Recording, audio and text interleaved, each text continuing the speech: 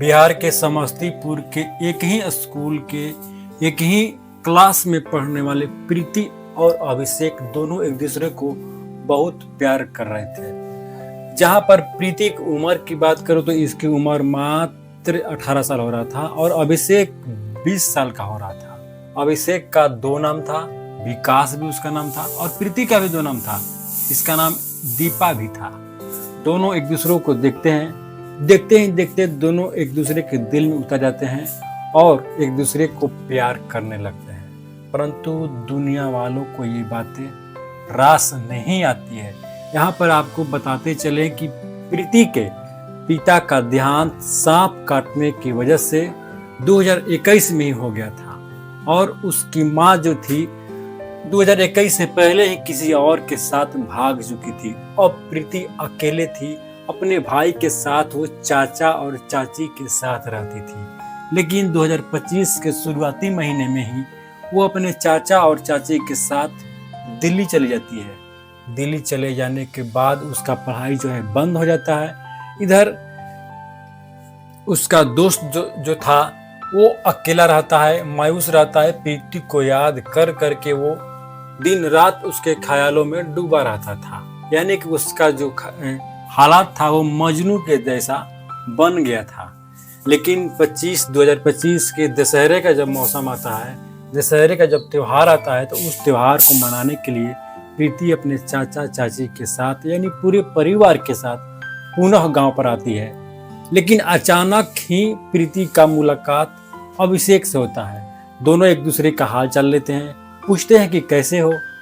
अभिषेक बोलता है कि तुम्हारे बगैर हमारी जिंदगी तो अधूरी ही थी, तुम आ गई हो तो अब बिल्कुल भी अच्छा लग रहा है और तुमसे एक रिक्वेस्ट है कि तुम मुझसे शादी कर लो, अब मैं तुम्हारे बगैर नहीं रह सकता। प्रीति इस बात को सुन करके काफी भावुक हो जाती है, उसके आंखों में आंसू आ जाते हैं। वो अभिषेक के कंधे पर सर रख करके रोने लगती है, बोलती है कि मेरी इस दुनिया में है कौन, मेरे पिताजी मुझे छोड़कर चले गए, मेरी माँ भी भाग गई, अब तुम्हारे सिवा इस दुनिया में मेरा है ही कौन। लेकिन पिछले 8 नवंबर 2025 के दिन दोनों जो है एक पेड़ के नीचे मिलते हैं और ऐसे हालात में मिलते हैं कि दोनों के परिवार में खलबली सी मच जाती है। प्रीति के परिवार, चाचा चाची और अभिषेक के परिवार, गांव वाले, अगल बगल के मोहल्ले वाले सारे लोग हैरान हो जाते हैं कि दोनों एक दूसरे से प्यार करते हैं, परंतु इस स्थिति में वो कैसे पहुंच गए। साथियों, आगे बढ़ने से पहले आपसे एक रिक्वेस्ट की वीडियो को लाइक कर दीजिए और चैनल को सब्सक्राइब कर लीजिए। चलिए समझते हैं कि आखिर उस दिन हुआ क्या था। ये कहानी बिहार के समस्तीपुर के उजियारपुर थाना के अंतर्गत एक गांव आता है किराई। ये कहानी वहीं की है और वहीं से शुरू होती है। प्रीति के चाचा गांव के 3 मुहानी पर एक गैरेज की दुकान खोलते हैं और बगल में जनरल स्टोर की दुकान खोलते हैं। प्रीति उसी दुकान पर रहती थी, उस दुकान को चलाती थी, उसके चाची भी उस दुकान को चलाती थी और उसके चाचा जो है गैरेज में काम करते थे तो वो गैरेज संभालते थे। और इसी दुकान पर अभिषेक, जो जनरल स्टोर का दुकान था, उसी दुकान पर अभिषेक आया जाया करता था और इस आने जाने के क्रम में प्रीति और अभिषेक के बीच जो है नजदीकियां बढ़ने लगती है। अगल बगल के लोगों से बातचीत करने के बाद ही पता चला कि अभिषेक दिन भर में 2-3 बार उस दुकान पर आया जाया करता था, क्योंकि प्रीति की घर की दूरी और अभिषेक की घर की दूरी की बात करें तो मात्र 3 किलोमीटर के अंतराल पर ही दोनों का घर था। और इसी बहाने, कुछ सामान लेने के बहाने से अभिषेक उस दुकान पर बार बार आया जाया करता था। परंतु प्रीति के चाचा और चाची परिवार वाले को इस बात की भनक भी नहीं थी कि दोनों एक दूसरे को प्यार करते हैं, दोनों एक दूसरे को मोहब्बत करते हैं। 6 नवंबर 2025 के दिन गांव में एक मुंडन का कार्यक्रम होता है। किसी के यहाँ मुंडन का कार्यक्रम था और उस दिन रात में भोज का प्रोग्राम रखा गया था। तो भोज में शामिल होने के लिए प्रीति के चाचा प्रीति को लेकर के उसके घर पहुंचते हैं और सारा कार्यक्रम संपन्न होने के बाद जब रात्रि हो जाती है तो प्रीति को ढूंढने लगते हैं, परंतु प्रीति मिलती नहीं है।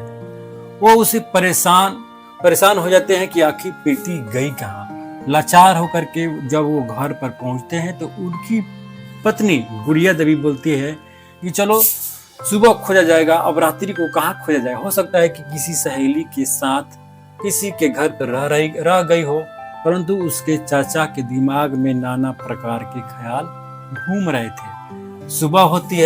सुबह जब होती है तो प्रीति का कोई पता नहीं चलता है। अगल बगल वालों से, दोस्तों से पता चलता है कि अभिषेक के साथ प्रीति भाग चुकी है। लास्ट में उसके चाचा, प्रीति के चाचा गांव वालों के साथ अभिषेक के घर पर पहुंचते हैं तो पता चलता है कि अभिषेक घर पर था ही नहीं।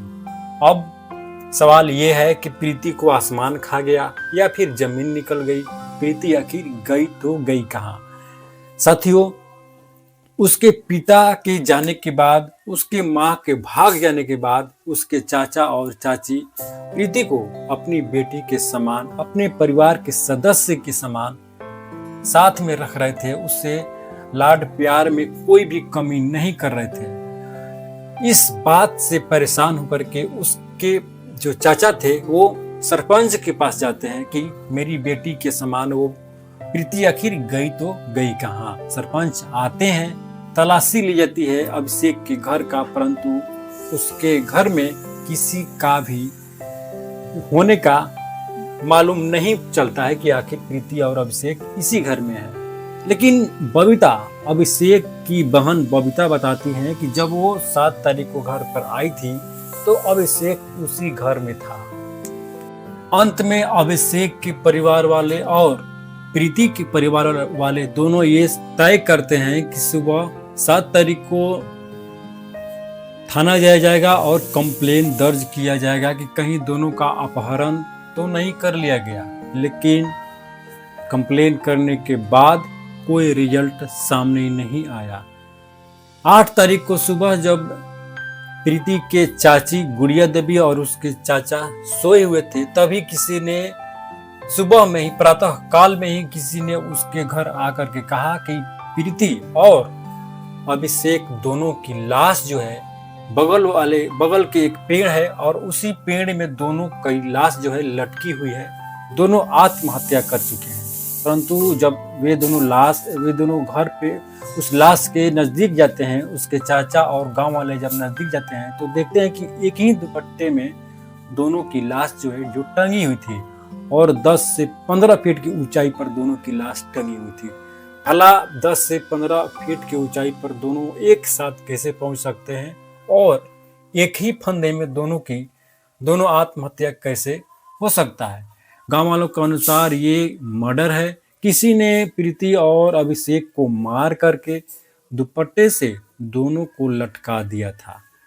लेकिन पुलिस पहुंचती है, लाश को अपने कब्जे में लेती है। कब्जे में लेने के बाद पोस्टमार्टम किया जाता है, लेकिन कहानी बनाने तक पोस्टमार्टम का रिपोर्ट सामने नहीं आया था। तो जैसे ही रिपोर्ट आएगा वैसे ही अगली कहानी में आप सभी को कहानी का अगला मोड़ जो है बताया जाएगा। फिलहाल आप सभी को ये कहानी कैसा लगा, कमेंट के माध्यम से आप हम तक अवश्य बताएंगे। साथियों, इस प्रकार की कहानियों को सुनने के लिए आप हमें सब्सक्राइब करें और कमेंट बॉक्स में अपनी बातें अवश्य बताएं। तब तक मिलते हैं अगले वीडियो में। तब तक के लिए जय हिंद।